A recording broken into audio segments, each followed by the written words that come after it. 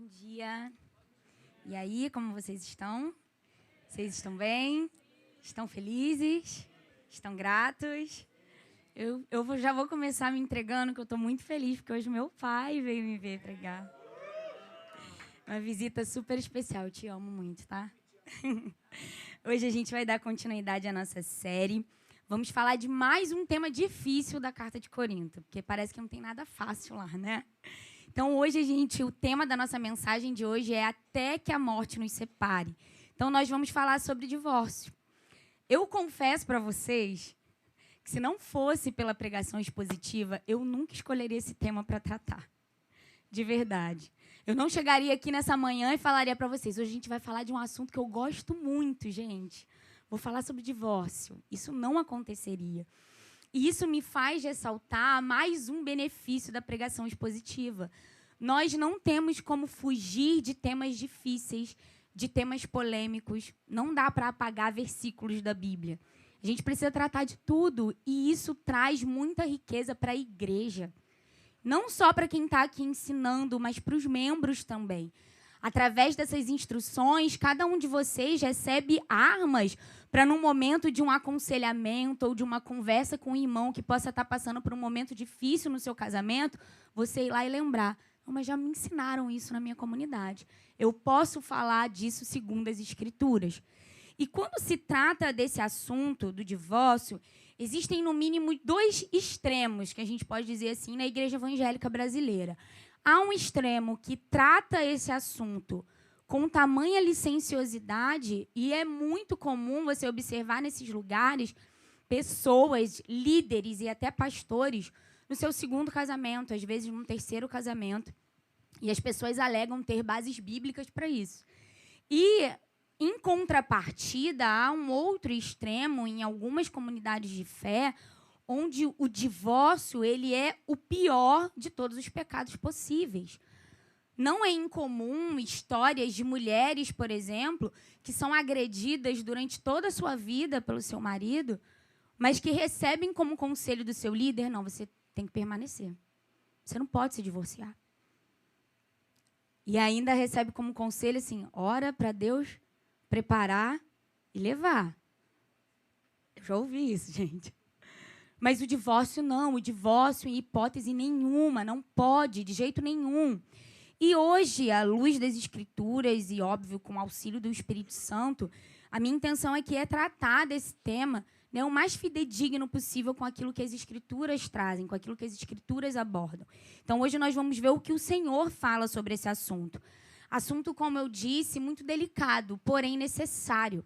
E eu queria comprovar aqui que eu mereço a atenção de vocês nessa manhã, que esse é um assunto importante, através de alguns dados de uma pesquisa realizada pelo Instituto Brasileiro de Geografia e Estatística. Essa pesquisa ela foi feita no ano de 2022 e foi publicada agora em março de 2024. Queria que vocês prestassem atenção nesses dados para vocês observarem que o divórcio ele já se tornou quase que uma epidemia aqui no Brasil. O número de divórcios ele foi o maior desde a série que foi iniciada em 2007. Então, desde 2007, eles fazem essa pesquisa em todos os cartórios do Brasil. E no ano de 2022, esse número chegou no seu auge, chegando a mais de 420 mil casos de divórcio por ano. Quase a metade dos casamentos no Brasil não chegam a 10 anos. A média anterior da última pesquisa era de 13 anos e meio. Então, já perdemos aí 3 anos nessa contagem. A maioria dos divórcios foram entre casais com filhos menores de idade, chegando a 54% dos casos. Embora não hajam dados relacionados com a religião, o nosso relacionamento com outros irmãos e com a própria igreja, no geral, aquilo que a gente observa, nos revela que o número de divórcio entre cristãos tem crescido muito, muito. Eu tenho certeza que, se vocês pararem para pensar, vocês vão lembrar de algum casal que vocês conhecem, que se dizem cristão, e acabaram tomando essa decisão. Então, como eu falei, essa manhã é uma manhã importante para nós, é uma manhã de instrução, porque eu creio que, através do que a palavra tem para nós podemos auxiliar outros casais para que eles não estejam aqui no meio desses dados que eu passei para vocês. Então, hoje a gente vai tratar o texto lá de 1 Coríntios, do capítulo 7, dos versículos 10 até o versículo 16. Então, vou dar continuidade àquilo que o Tiago iniciou na semana passada, tá? A partir do versículo 10. Aos casados ordeno não eu, mas o Senhor, que a mulher não se separe do marido. Mas, se ela se separar, que não se case de novo, ou que se reconcilie com o seu marido, e que o marido não se divorcie da sua esposa. Aos outros, digo eu, não o Senhor. Se algum irmão estiver casado com uma mulher não crente, e esta concorda em morar com ele, não se divorcie dela. E se uma mulher estiver casada com um homem não crente, e este concorda em viver com ela, que ela não se divorcie do marido. Porque o marido não crente é santificado no convívio da esposa, e a esposa não crente é santificada no convívio do marido crente. Se não fosse assim, os filhos de vocês seriam impuros, porém agora são santos. Mas, se o não crente quiser separar-se, que se separe. Em tais casos, não fica sujeito à servidão, nem o irmão, nem a irmã. Deus chamou vocês para viverem em paz. Pois você, ó mulher, como sabe se salvará o seu marido? Ou você, ó marido, como sabe se salvará a sua mulher? E eu gostaria de relembrar um pouquinho aqui, rapidamente, a divisão dessa carta de 1 Coríntios, os assuntos que nós já tratamos. Dos capítulos 1 até o capítulo 4, Paulo aborda o partidarismo e as objeções a seu apostolado. Nos capítulos 5 e 6, nós vimos alguns problemas de ordem moral. Vocês se lembram lá do caso daquele homem que estava se deitando com a sua madrasta, do caso de irmãos que estavam colocando um ao outro na justiça. E ele gasta bastante tempo desse capítulo para combater a imoralidade que estava acontecendo ali naquela comunidade de fé. E agora, a partir do capítulo 7, que o Tiago iniciou na semana passada, o apóstolo Paulo vai responder perguntas específicas. E essa informação é muito importante para nós, para aquilo que a gente vai abordar hoje. Então, nesse trecho que eu acabei de ler, o apóstolo Paulo ele vai responder alguns questionamentos que tinham sido feitos a ele através de uma carta. Então, ele vai responder algumas perguntas. A primeira delas é: devo me separar do meu esposo ou esposa para me santificar? Devo me separar do meu esposo ou esposa por ele ser um não crente? E ainda, meu esposo ou esposa incrédulo deseja separação. O que eu faço? Essas perguntas podem parecer para a gente, pode parecer que não tem muito sentido para nós hoje. Mas aquele tempo era um tempo de muito fervor espiritual, a ponto das pessoas estarem dispostas a abandonarem os seus casamentos para seguirem a Cristo. Então, essas dúvidas aqui são dúvidas genuínas. Eles não estavam mal intencionados. Havia muita confusão ainda ali na igreja de Corinto sobre o que fazer. Então, é bem diferente da maneira como muitas pessoas abordam esse tema e buscam esse tema na palavra. Muitas pessoas buscam saber o que a palavra fala sobre divórcio porque já está interessada em uma outra. E quer arrumar uma base bíblica para abandonar o seu casamento e se casar novamente. Mas não era esse o caso aqui. As preocupações deles, os questionamentos, o Tiago até tratou disso da semana passada, eram dúvidas, talvez em relação a uma contaminação ao momento ali de você se relacionar sexualmente com o seu cônjuge. Se talvez não seria melhor eles abrirem mão desse casamento em prol da sua santificação, tá? Então, vamos lá para o versículo 10, onde ele diz o seguinte: aos casados ordeno não eu, mas o Senhor, que a mulher não se separe do marido. Paulo aqui, ao informar, ao falar aos casados, ele está pressupondo provavelmente que isso é um casal de cristãos. Porque lá no versículo 12 do versículo 13, que vocês vão ver adiante, ele vai tratar do casamento misto, ou seja, de um crente com um não crente. Então, a gente entende que essa primeira fala de Paulo aqui é para um casal que professa a mesma fé. E ele diz o seguinte: ordeno não eu, mas o Senhor. E o que Paulo está querendo dizer com essas palavras? Ele estava querendo dizer o seguinte: já existe um ensinamento de Jesus sobre esse assunto, e eu agora vou somente repetir esse ensinamento. Então, provavelmente, Paulo está fazendo uma referência ao texto de Mateus 19, onde Jesus ensina sobre o divórcio. E eu queria que vocês abrissem Mateus 19. Nós vamos ler do versículo 3 até o versículo 12. E é importante a gente passar por esse texto antes de retornarmos a Coríntios, tá? Então, eu vou ler Mateus 19, dos versículos 3 até o versículo 12. Alguns fariseus se aproximaram de Jesus e, testando-o, perguntaram: é lícito ao homem repudiar a sua mulher por qualquer motivo? Jesus respondeu: vocês não leram que o Criador, desde o princípio, os fez homem e mulher? E que disse: por isso o homem deixará o seu pai e a sua mãe e se unirá à sua mulher, tornando-se os dois uma só carne? De modo que já não são mais dois, porém uma só carne. Portanto, que ninguém separe o que Deus ajuntou. Os fariseus perguntaram: então por que Moisés ordenou dar uma carta de divórcio e repudiar a mulher? Jesus respondeu: foi por causa da dureza do coração de vocês que Moisés permitiu que vocês repudiassem a mulher. Mas não foi assim desde o princípio. Eu, porém, lhes digo: quem repudiar a sua mulher, não sendo por causa de relações sexuais ilícitas, e casar com outra, comete adultério. Os discípulos de Jesus disseram: se essa é a situação do homem em relação à mulher, não convém casar. Jesus, porém, lhes respondeu: nem todos são aptos para aceitar esse ensinamento, mas apenas aqueles a quem isso é dado. Porque há eunucos de nascença, há outros a quem os homens fizeram tais, e há outros que se fizeram eunucos por causa do reino dos céus. Quem é apto para aceitar isso, que aceite. Rotineiramente, os fariseus chegavam até Jesus com algumas polêmicas teológicas, com o objetivo de colocar Jesus numa cilada. E aqui, nesse caso, não foi diferente. Eles queriam fazer uma pegadinha com Jesus. Logo com quem, né? Aqui, nessa época, haviam duas escolas rabínicas muito famosas, mas que discordavam completamente da interpretação do texto de Deuteronômio 24. Quem quiser abrir aí.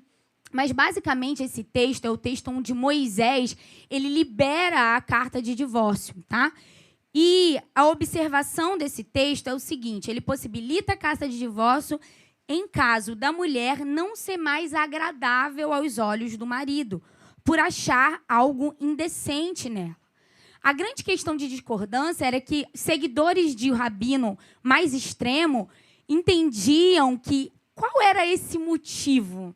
Qual era um motivo admissível para o divórcio?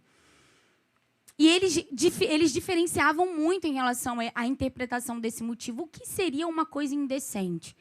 Alguns mais extremados entendiam que algo indecente era tudo. Se a mulher não fosse uma boa dona de casa, ela poderia receber uma carta de divórcio. Se ela queimasse o arroz, como eu sempre, ela poderia receber uma carta de divórcio por isso. Gente, há escritos desse rabino dizendo que uma verruga era motivo para que uma mulher recebesse a carta de divórcio.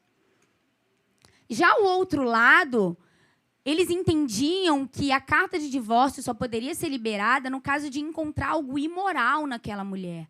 Algo relacionado realmente à imoralidade, alguma atitude que fizesse com que esse marido realmente não mais a quisesse, mas tinha que ter a ver com algo imoral.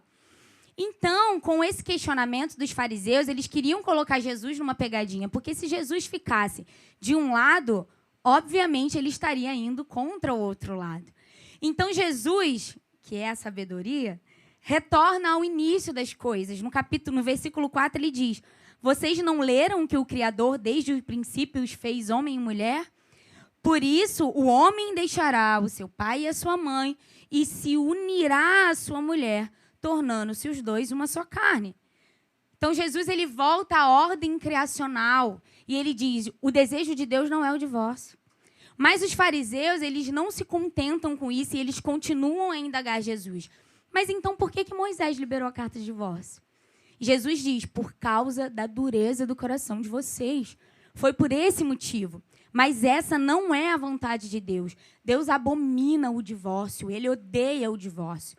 E Jesus diz o seguinte, então vocês querem saber mesmo qual é a minha opinião sobre isso? Ele diz então no versículo 9, eu, porém, lhes digo, quem repudiar a sua mulher, não sendo por causa de relações sexuais ilícitas, e casar com outra, comete adultério. E aqui ele encerra o seu ensino. E a questão que Jesus está trabalhando aqui é principalmente contra o pecado do adultério.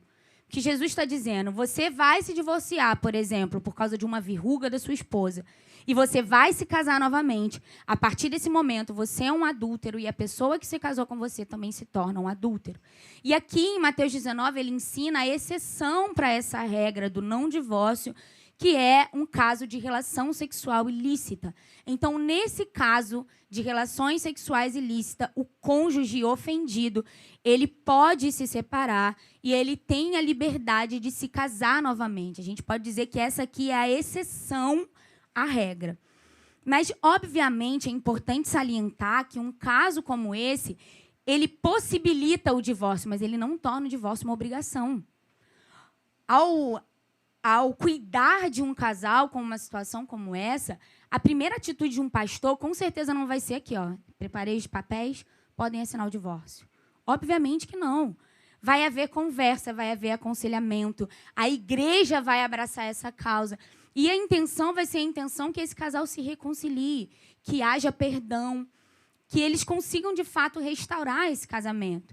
Mas como vivemos em um mundo caído, nem sempre todas as resoluções são perfeitas. Então, há casos em que isso não é possível. Há casos em que a parte ofendida não consegue perdoar, não consegue seguir adiante. Então, nesses casos, o divórcio estaria liberado e, posteriormente, um novo casamento. Mas, como eu falei, nesse caso e em todos os outros, né, é admissível, mas não é ideal. É permitido, mas não deve ser buscado. Nós, como cristãos, devemos sempre buscar um caminho da reconciliação em nossos relacionamentos. Dito isso, eu queria retornar lá para 1 Coríntios, ainda no versículo 10. E como eu falei, então, Paulo está só repetindo as palavras de Jesus aqui. Ele diz, ordeno não eu, mas o Senhor. E a ordem de Paulo é, não se separe do seu marido.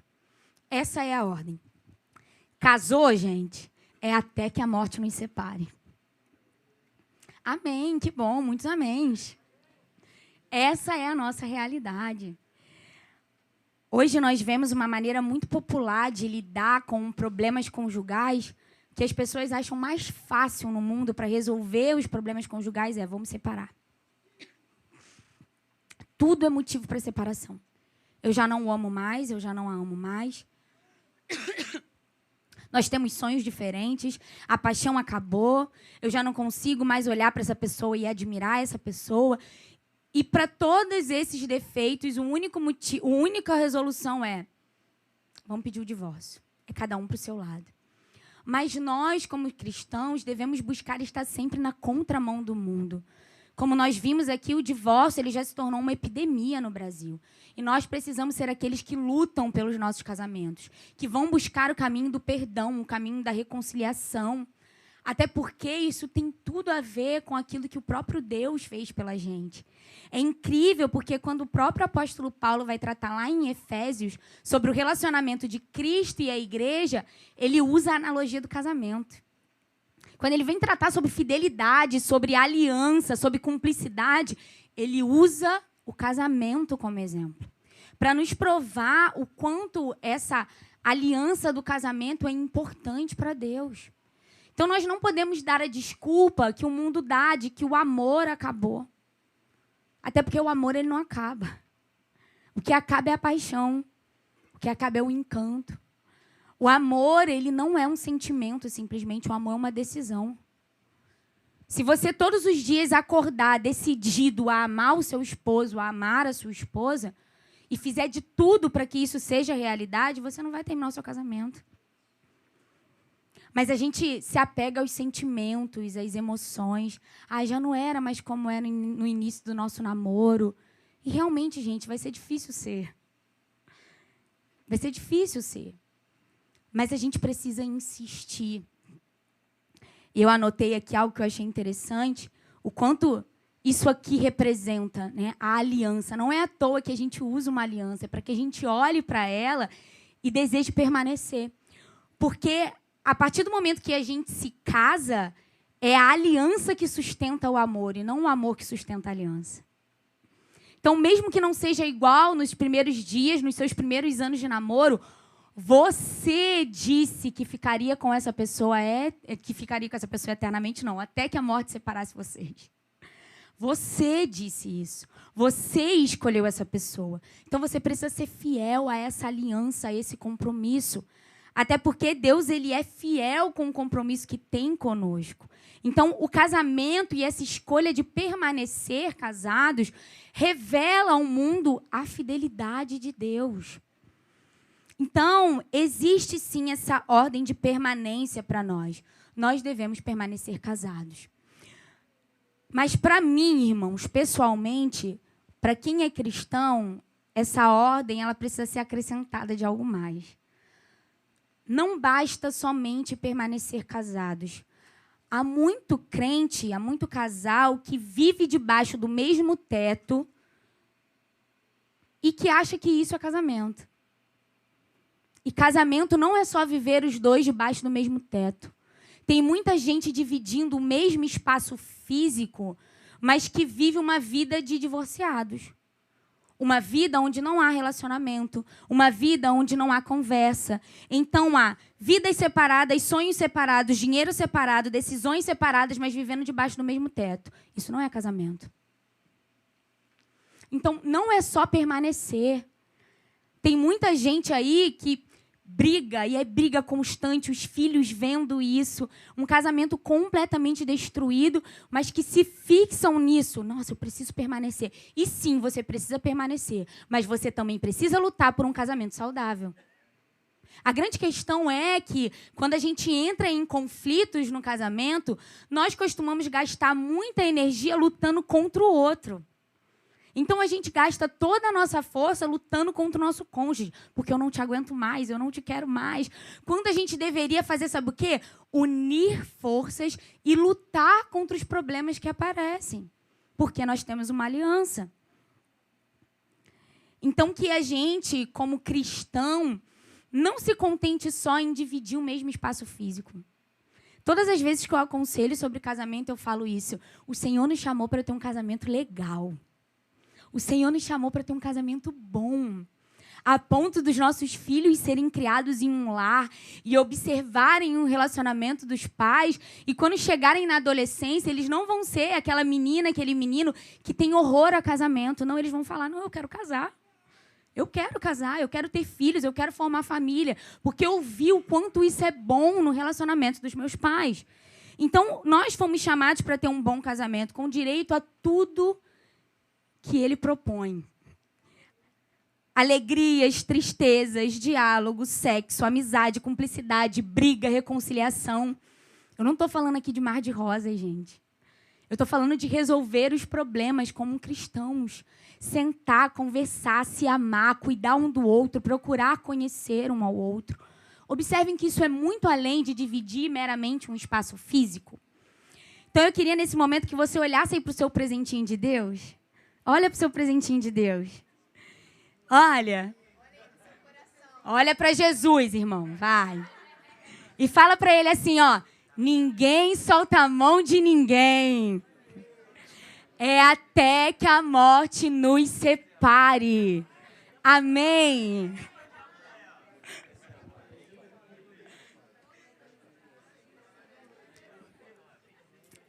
O pessoal ficou animado, hein? Versículo 11. Vamos voltar aí para o texto, gente. Mas se ela se separar, que não se case de novo, ou que se reconcilie com seu marido, e que o marido não se divorcie da sua esposa. Então, percebem que aqui Paulo ele estende essa ordem dessa não separação também aos maridos, tá? E aqui também Paulo deixa claro que ele aceita que há casos em que o divórcio vai ser uma opção. Vocês percebem que ele fala, mas se ela se separar, ou seja, se essa pessoa optar por isso, ok, você vai se separar. Mas diante dessa situação, você só tem duas opções. Ou você vai permanecer sozinho o resto da sua vida, ou se você não gostar dessa condição, você vai se reconciliar com o seu esposo e com a sua esposa e voltar à condição de casado, tá? Porque se você fizer algo diferente disso, se você se separar dessa pessoa e se casar novamente, aí, no caso, você estaria cometendo um caso de adultério, tanto você quanto esse seu novo cônjuge, tá? Mas você pode me dizer assim, Natália, agora eu estou muito confuso. Porque você acabou de me mostrar um texto em Mateus 19, onde Jesus ensina que há uma possibilidade para divórcio e um novo casamento. E agora você disse para mim que Paulo fala, não se separe. Eu não estou entendendo. Muita gente usa esse texto aqui de 1 Coríntios de maneira isolada para dar essa ordem de que o divórcio ele é totalmente proibido e que não existe nenhuma exceção a essa regra, né? E que se, por exemplo, no caso que Jesus tratou lá em Mateus 19, de alguém ser traído, que essa pessoa precisaria ser um celibatário eternamente, de que ela não poderia, de forma nenhuma, se casar de novo, né? Só que esses textos eles não podem ser utilizados de maneira isolada. E, para mim, irmãos, faz muito sentido, né, o que eu li sobre esse texto. Aqui, Paulo, ele não está fazendo um tratado teológico sobre casamento e divórcio. Vocês se lembram que eu falei para vocês no início que ele está respondendo perguntas específicas? Então, Paulo está sendo muito prático. Ele está respondendo aquilo que perguntaram a ele. Então, ao que parece, aqui, nesse texto, ele não trata daquele caso que é a exceção abordada por Jesus lá em Mateus 19, que era um caso de relação sexual ilícita. Então, Paulo passou por essa exceção.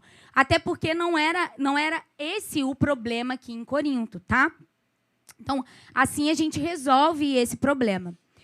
Versículos 12 e 13. Aos outros digo eu, não o Senhor, se algum irmão estiver casado com uma mulher não crente e esta concorda em morar com ele, não se divorcie dela.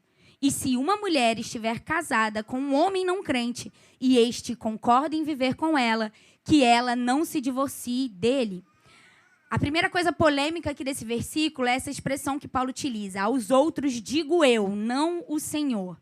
Muitos liberais, ao interpretarem esse texto, dizem que Paulo está simplesmente dando uma opinião pessoal dele. Né? Mas nós entendemos que toda a Escritura é inspirada por Deus. Então, o que Paulo está querendo dizer aqui é o seguinte. No assunto anterior, na pergunta anterior, Jesus ensinou sobre isso. E eu somente repeti as palavras dele. Mas nós não temos ensinamentos de Jesus sobre esse assunto. Sobre um crente casado com um não crente. Mas eu, inspirado pelo Espírito, através da autoridade do Espírito, estou respondendo a vocês. Então, Paulo ele não diminui a autoridade dele. Essa parte das Escrituras também é inspirada, tá? E isso faz muito sentido diante do fato de essa geração aqui ser a primeira geração de crentes. Então, as pessoas elas se convertiam da maneira como elas estavam. Muitos seguiam a outros deuses e muitos já estavam nas condições de casados. Então, quando se convertiam, essas pessoas se viam um par, né, seguindo ao cristianismo e o seu cônjuge ainda seguindo a outros deuses. Tá? Então, Jesus não tratou disso quando ele estava ali durante o seu ministério, nos seus 3 anos aqui na Terra. Tá? Então, Paulo ele está dando esse conselho. Se esse é o caso, se você é casado com alguém que não é crente, que não se converteu, mas essa pessoa, ela consente em viver com você, ela não atrapalha, né, a sua busca pela fé, você não tem motivos para se separar dela. Você não precisa fazer isso. Mas o questionamento deles aqui, vocês se lembram que eu falei sobre a questão da genuinidade? Não era simplesmente porque eles queriam casar com uma outra pessoa. A indagação deles era o seguinte: será que ao me relacionar com um não crente sexualmente, será que eu posso me contaminar através dessa relação? Então, eles estavam dispostos a abandonarem os seus casamentos por causa disso, para poderem se santificar. para poderem se separar para Cristo. E isso tem tudo a ver também com o contexto da época. A gente fala que no cristianismo, nessa fase, era a fase de perseguição, era a fase onde as pessoas elas perdiam muito por escolherem seguir a Cristo. E havia um desejo muito grande pela propagação do evangelho. E vocês concordam que é muito mais fácil alguém que é solteiro propagar o evangelho, viajar, se tornar um missionário do que alguém que é casado e com filhos? Então, o interesse deles, o questionamento deles era justamente esse. Não havia maldade, tá? Porque tem muita gente que usa esse texto aqui, né? Chegou na igreja, a mulher não quis vir para a igreja, ou o marido não quis vir para a igreja, e aí o crente chega na comunidade de fé e vê uma irmã bonitinha, um irmão bonitinho, mais santo do que a sua esposa e seu esposo que está em casa, e pode se perguntar, não seria mais fácil para mim casar com essa pessoa que já entende a minha fé? E Paulo diz, não. Você tem uma aliança com o não crente. E essa aliança fala mais alto do que os assuntos religiosos. Então, não se divorcie, não se separe. Augusto Nicodemos, ao tratar desse texto, contou de um caso de um menino que foi procurar ele depois de uma conferência. E esse jovem chegou a ele, assim, muito perturbado, disse ele. Falou, eu me converti já tem alguns anos, a minha esposa não se converteu. E eu estou em um questionamento muito grande interno, porque eu queria que a minha esposa seguisse a mesma fé que eu. É difícil para mim vir à igreja sozinho, me desanima. E na igreja que eu estou, tem uma profetisa que sempre profetiza para mim que Deus está preparando uma varoa para mim. Uma varoa santa. Aí o Augusto Nicodemos disse que deu uma risada e falou assim, talvez essa varoa seja a própria profetisa, né? E aí ele falou, meu irmão, o Espírito não tem como dizer nada diferente do que a palavra diz. E abriu esse texto para ele e falou aqui, ó. Essa voz aí não é a voz de Deus, não. Mas para vocês verem o que, de fato, a falta de conhecimento faz, né, com as pessoas. E a situação aqui, como eu falei, é a situação de um casamento misto, ou seja, um crente casado com um não crente. Tem muita gente também que usa esse texto aqui de Paulo para endossar um futuro casamento misto, sabe? A pessoa que é crente, nascida na igreja e que chega ali na fase da sua adolescência, que ela ouve a vida inteira conselhos de procure alguém que seja cristão para você casar. Procure alguém que seja cristão para você casar. E essa pessoa vai e se apaixona por alguém que não é cristão, só que ela formula tudo muito bem na mente dela, né? Não, tá tranquilo. Porque eu sou bem santa, sabe? A minha fé ela é genuína, ela é verdadeira. Então eu vou namorar, nós não teremos nenhum problema com imoralidade durante o namoro, nós vamos noivar, nós vamos casar e no casamento eu vou revelar tanto Jesus para essa pessoa que ela com certeza vai se converter e vai dar tudo certo. Eu conto ou vocês contam? Não cai nessa. Vai dar ruim. Vai dar ruim. E Paulo, ele não está de forma nenhuma estimulando isso. Até porque aí no próprio capítulo 7, no versículo 39, quando ele vai orientar as viúvas, ele fala para elas, se vocês desejam de fato se casarem novamente, que vocês se casem no Senhor. Ou seja, busquem pessoas que professam a mesma fé que você. Observem, é bem diferente do caso de alguém que já era casado e que se converteu e o cônjuge não se converteu. Nós estamos falando aqui de você escolhendo a pessoa que você vai passar o resto da sua vida. E sabe qual é o maior erro? Um dos maiores erros do crente é justamente fazer isso. É escolher alguém que não professe a mesma fé que você. Irmãos, casamento é muito bom, mas não é fácil. É igual videogame, tem várias etapas, tá? E já não é fácil quando você casa com alguém que ama o Senhor de todo o coração. E ele vai ficar bem mais difícil se você escolher alguém que não ama o Senhor de todo o coração. Então, eu queria dar alguns conselhos aos jovens, e vocês devem ser as pessoas que mais devem prestar atenção no que eu estou falando aqui hoje. Porque vocês ainda não casaram, vocês ainda não fizeram essa escolha, então vocês têm a chance de fazer tudo certo. Então, prestem atenção. A primeira coisa, se você tem um pretendente, uma pretendente, conheça essa pessoa. Faça uma lista de todas as qualidades e de todos os defeitos dela. Faça o cálculo disso. Veja o que vale a pena. Sabe por quê? Todo divórcio começa no namoro e as bodas de ouro também começam no namoro. Então, aquilo que você vai viver pelos seus próximos 20, 30 e 40 anos vai começar agora. É a partir dessa escolha. Então, você precisa ter sabedoria no momento em que você escolher. Vocês querem ver um exemplo? Você pode conhecer uma menina linda, inteligente, trabalhadeira, divertida, mas que é mentirosa, é infiel. E aí? O que pesa mais? Você vai aguentar viver 20, 30, 40 anos da sua vida com uma mulher linda, mas infiel? Vai valer a pena?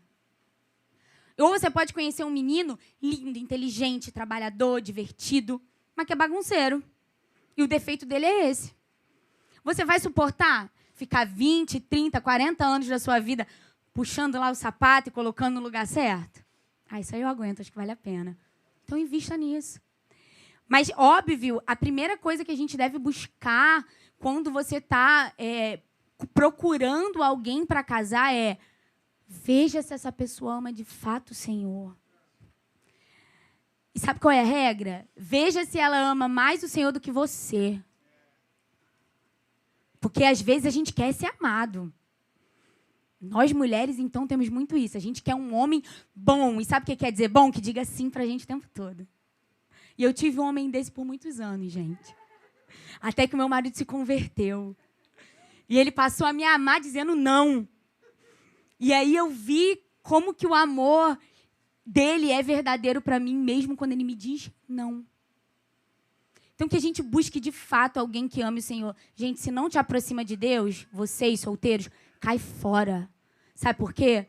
Daqui a um tempo, você está frio espiritualmente. Você está vindo cada vez menos para a igreja. Você está cada vez menos presente na comunhão. E aí você pode sim casar com essa pessoa. E sabe o que vai acontecer? Vai você e ela de mãos dadas para o inferno.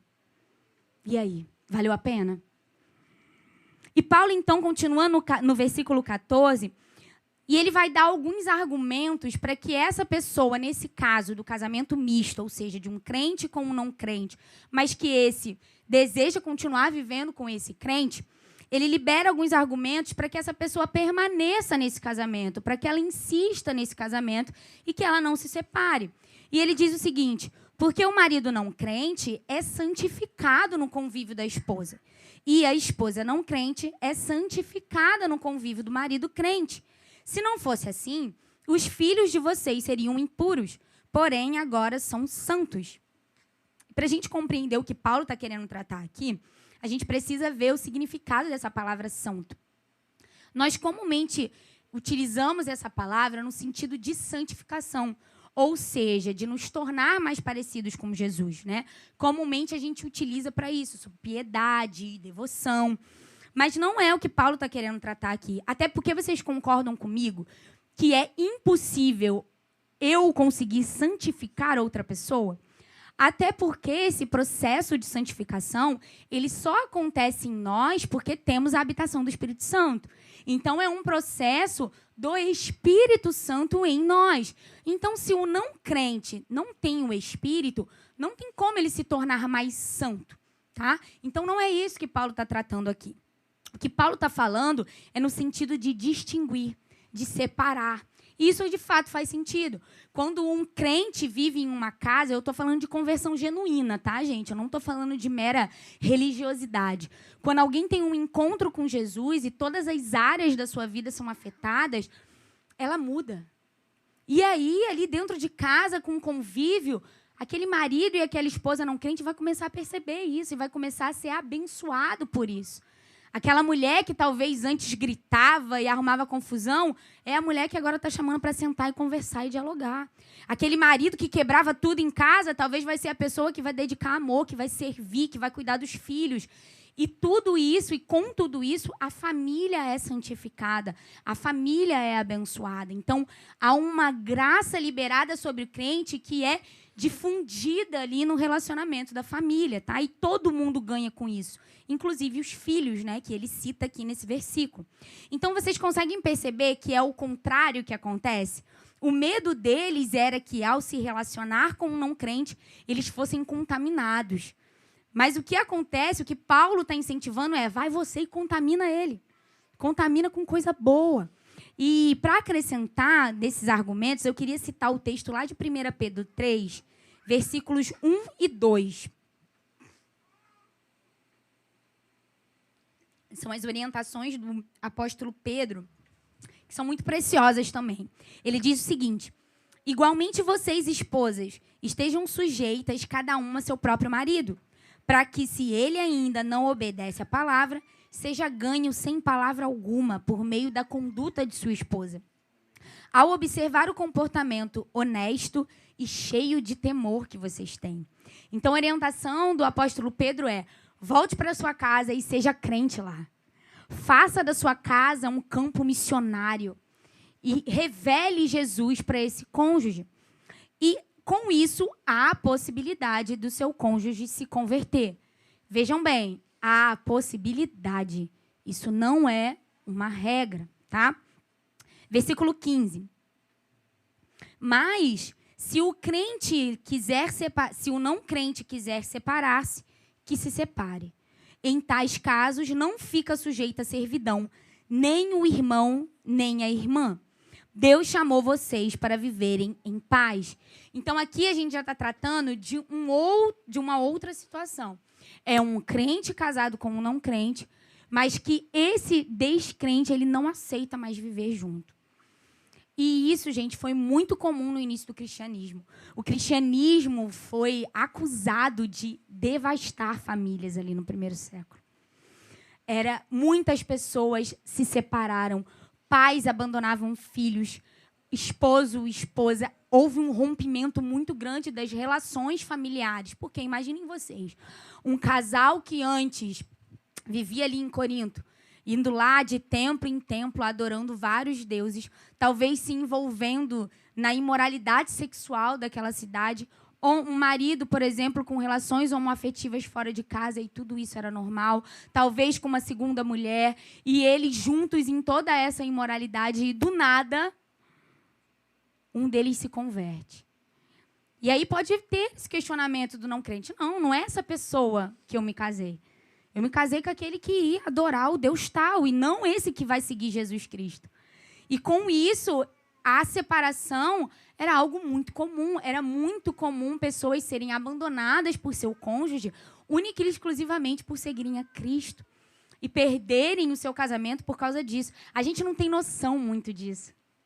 Que a gente não quer perder as coisas mínimas para seguir a Jesus, mas a gente está falando de pessoas que perdiam seu casamento, perdiam a sua moradia, perdiam a sua condição financeira, porque muitas mulheres eram sustentadas pelos seus esposos, simplesmente por optarem em seguir a Jesus. E isso pode acontecer nos nossos dias também. Um casal que, por exemplo, está acostumado com uma vida promíscua, com uma vida de balada em balada, de usarem drogas juntos, e vivem nessa vida aí, ó, final de semana, em pagode, em bebedeiras, e um desses se converte. E aí? Pode ser que um deles diga, não, eu não quero. O que eu queria era minha companheira de noitada. Eu não quero uma mulher que vai para a igreja todo domingo. Eu não quero que você esteja junto na comunhão.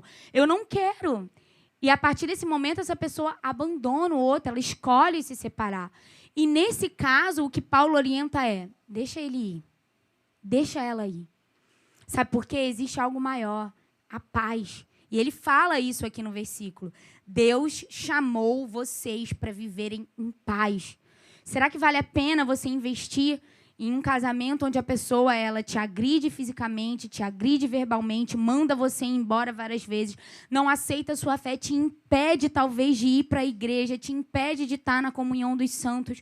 Os seus filhos estão crescendo em um lar onde tudo isso está sendo visto o tempo todo. Será que vale a pena você insistir nisso? E a orientação dele é, deixe em paz. E aqui a gente chega numa parte muito polêmica desse versículo, que ele diz, não fica sujeito à servidão, nem o irmão, nem a irmã. Há interpretações diferenciadas para esse versículo. Muita gente boa, né, do nível de Hernandes Dias Lopes, entende que aqui Paulo estaria liberando essa pessoa para um segundo casamento. tá? Há aqueles que são um pouco mais cautelosos a interpretar esse versículo, como Gordon Fee, e essa foi a linha que eu achei que fez um pouco mais sentido para mim. Ele diz que Paulo, na verdade, ele não está liberando para um segundo casamento, e sim dizendo com outras palavras que essa pessoa pode se separar. Então, é como se Paulo estivesse dizendo, você está livre da escravidão de viver uma vida sem paz. Então, você pode se separar. É como se ele estivesse dizendo isso com outras palavras. E a grande questão é, como eu falei, Paulo estava respondendo perguntas específicas. Nós chegamos a esse texto onde Paulo está respondendo a questão, posso me separar? Com uma pergunta diferente. Posso me casar de novo? São duas perguntas. Então, a gente precisa, de fato, ser cauteloso ao olhar isso. Versículo 16, ele conclui, pois você, ó mulher, como sabe se salvará o seu marido? Ou você, ó marido, como sabe se salvará a sua mulher? Alguns cristãos relutam muito para a separação, nesse caso, por exemplo, de abandono.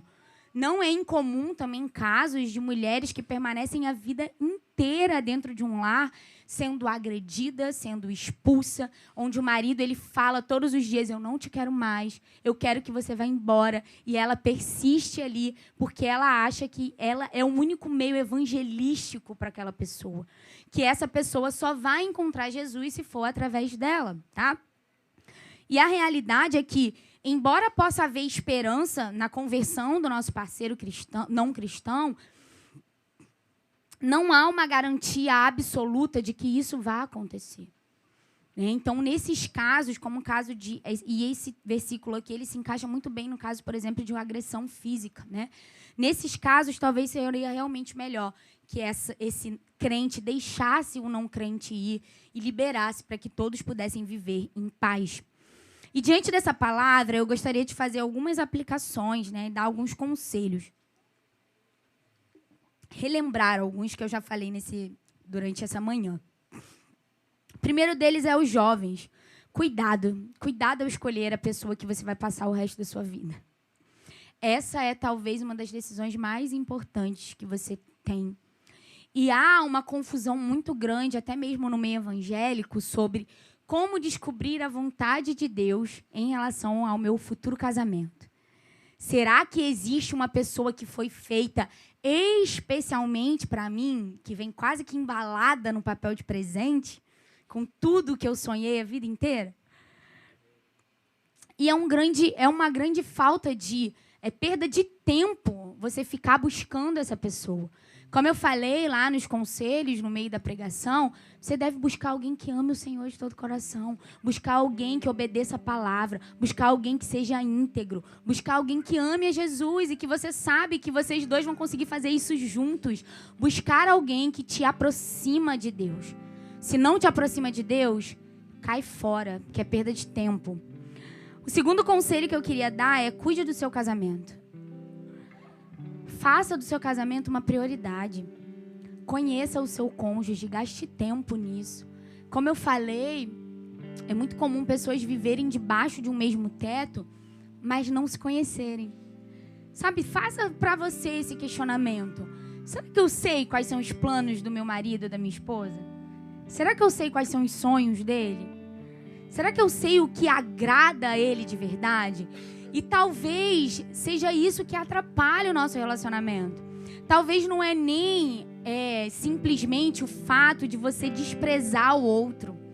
Às vezes você está tentando agradá-lo, mas da forma errada. Da forma que o outro não se sente agradado. Querem ver um exemplo? Talvez um marido ele possa ser alguém presente, alguém que ama, por exemplo, agradar a esposa dando presente. Mas essa mulher ela não gosta de ganhar presente. Ela prefere que ele lave a louça para ela. Mas você precisa conhecer a sua esposa, conhecer o seu esposo. Você pode ser casado com um homem que talvez você seja uma mulher exemplar, uma dona de casa que cuida da sua casa com afinco, que cuida dos seus filhos, que ama cozinhar e prepara os banquetes que ele gosta.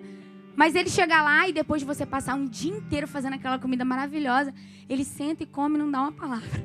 Aí você fica, nossa, mas eu fiz para agradar ele. Mas talvez o que ele queira é que você marque mais calendário, ao invés de fazer uma comida perfeita para ele. Mas para isso, você tem que conhecer o seu cônjuge. Vocês têm que conversar. E não é vergonha, irmãos. Relacionamento é isso. É diálogo. E principalmente uma coisa que eu acho que a gente precisa prezar num relacionamento é a verdade. Cara, você precisa ser amigo do seu cônjuge. Ele precisa saber aquilo que de fato passa pela sua cabeça. Imagina como deve ser difícil ter que filtrar tudo aquilo que você fala com a pessoa que você passa o dia inteiro em casa. Então, a gente tem que ter essa liberdade de ser verdadeiro. Cuide do seu casamento, seja intencional nisso. Busque um tempo juntos, busque pessoas que possam te ajudar. E a igreja, ela é uma peça fundamental para ajudar em casamentos saudáveis. Por quê? Nos nossos relacionamentos, nós nos aconselhamos o tempo todo. Nós nos discipulamos, nós nos admoestamos. E isso é muito importante, irmãos, essa questão de cuidar do casamento, principalmente para quem tem filhos pequenos. Vocês se lembram que a taxa de divórcio é maior para quem tem filhos pequenos? E eu não preciso explicar isso para quem tem filhos pequenos. Porque é difícil.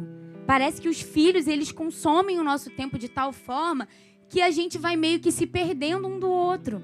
Então é nessa que a própria igreja pode ajudar. Se você é solteiro, se você é um casal sem filhos, sirva e ame o seu irmão. Né? Não espera passar muito tempo, não. Eu gosto de encorajar vocês com isso. Ouviu a mensagem hoje? Vai hoje mesmo num casal que você conhece, que tem filhos pequenos, que não tem uma rede de apoio e fala: que dia que você vai deixar o seu filho lá em casa para vocês saírem juntos? Que dia? Que dia que vocês vão cuidar dos 3 pra gente poder jantar juntos, pra gente poder ir ali num cinema juntos, comer uma pipoca? Qual vai ser o dia? Me fala aí, irmão, que eu já vou botar aqui na minha agenda. A igreja pode auxiliar em casamentos saudáveis. E tudo isso, irmãos, é porque o nosso casamento, ele visa a glória de Deus e não a nossa felicidade. Existe alguém muito mais importante do nosso casamento do que eu e meu marido. Existe o Senhor. E Ele precisa ser glorificado também com o nosso casamento. Nós revelamos a fidelidade de Deus com essa aliança que fizemos. Então nós não podemos nos esquecer disso. E o último conselho que eu queria dar é: peça ajuda. Não tenha vergonha. Sabe por quê? Sabe quem não tem problemas no casamento? Só quem não é casado. De resto, todo mundo tem problema. Só que algumas pessoas disfarçam melhor. Outras pessoas não. Então, peça ajuda. Seja encorajado nessa hora. Não pense que vocês dois vão conseguir resolver tudo sozinhos. Talvez não. Talvez vocês vão precisar de mesa, de discipulado, de conversas, de esporros. E tudo isso para que o nome de Deus seja glorificado no casamento de vocês. Então, que a gente faça esse compromisso nessa manhã. Eu não vou entrar para essa estatística. Eu não vou largar a mão. Eu vou insistir e ser fiel até o fim. Porque Deus é fiel comigo. Amém, irmãos? Então, que a gente busque de fato um casamento que glorifique a Deus. É isso, irmãos. Amém.